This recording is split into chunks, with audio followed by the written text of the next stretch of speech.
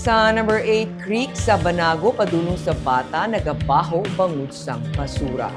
Hindi oil spill ang kabangdanan sa pag-itom sa tubig sa creek gikan sa Barangay Bata, tubtob Barangay Banago sa Bacolod City, kundi mga basura kag lutag na nagabara sa alagyan sang tubig. Sanig sa pagpangusisa sa City Legal Office kag City Health Office, daw halos wala na sang alagyan ang tubig sa nasambit nga creek bangod ginapunggan ini sa mga sagbot sa suba.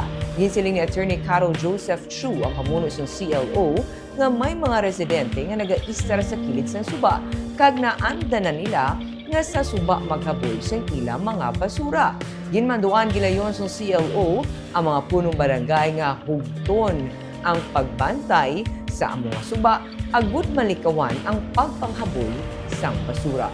Sunod naman kay Dr. Grace Tan, ang pamuno sa Environmental Sanitation Division sa CHO, kinahanglan masolusyonan ang mga problema. Bangod posible nga magdala sa mga masakit sa residente ang sitwasyon sa nasambit nga mga creek. Dugang pa niya, likawan man ang pagbutang sa basura sa kilid sa suba, bangod ginaanod man ini kung mag-ulan o kung magtaas ang tubig. Pangabay naman sa syudad sa Pumuluyo, ipabilin ang katinlo sa suba, agud hindi ini mag-awas kung magbunok ang ulan. So, kinanglan, ma-participate gid ang tanan nga hindi mag-dump garbage. Kag also, hindi magbutang sang basura near the, na gani, sa iya nga side. Oo. Parang ako mag-ulan or maghangin, hindi ilo pa doon sa, Oo.